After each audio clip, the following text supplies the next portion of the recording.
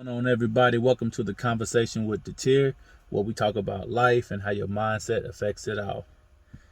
So, life is not always promised. That's how I want to start this. Life is not always promised.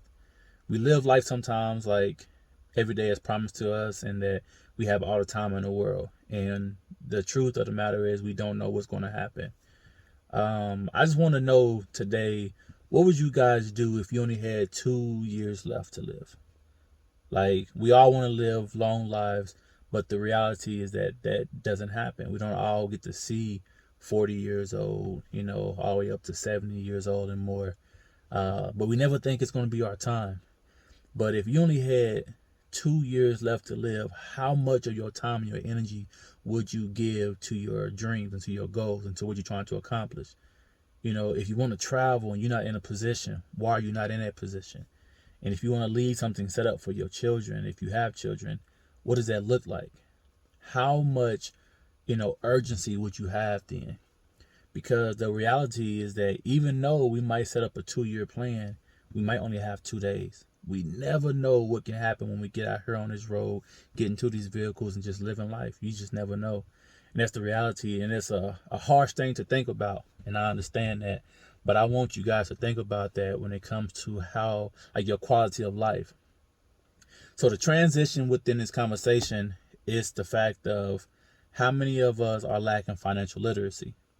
Because a lot of times we complain about our jobs because you say the jobs don't pay enough, which is correct because it's minimum wage. But jobs do give you the access to get to another position in life. And the fact of the matter is that we don't really know how to budget and how to manage our own incomes. So when it comes to how much money you have coming in, how much money you have coming out, our jobs keeps us afloat and it keeps us comfortable. But yet, if we have financial literacy, we'll understand that we actually double dip a lot. I noticed how much money I was spending when I was eating out, from buying lunch out, maybe breakfast out, maybe some coffee in the morning, depending on, you as a person, and throughout the week. And if you go to the grocery store and you buy groceries and you up here double dipping, when you just buy little things, if it's clothes, if it's shoes or whatever, you cannot spend so much time, y'all, making money and then giving it right back. It doesn't make any sense. You're making money and you're not even making a whole lot of money to put yourself in a great position already, but then you don't have certain accounts set up. So I want to make that like a thing in your mind to realize that you need to have a retirement plan. So a retirement fund, you need to have a savings account, savings fund. You need to have a emergency fund. These things are all different because of where you're putting your money at. See, I'm in school right now, and I'm learning about financial literacy, about budgeting, about money, about business, about persistence, consistency, discipline, accountability, networking, resources. All these things are so important.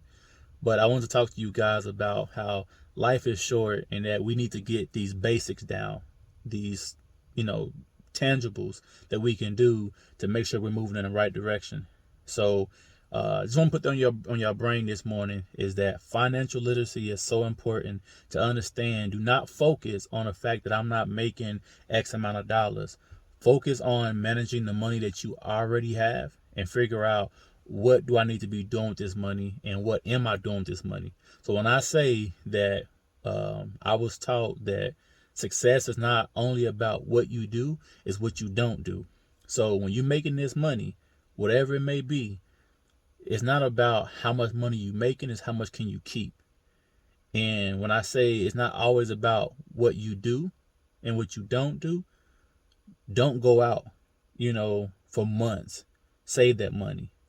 Don't spend your money on these shoes, these clothes, this attire, this event. None of that, unless it's spending money to invest into yourself to make yourself better. Learn how to manage your time. Learn how to manage your money. Organize your life. Anyway, y'all, it's been my time. It's one love from me to you. Remember that it's progress, not perfection. You rest in the end, not the middle. My name is Datir, and welcome to The Conversation.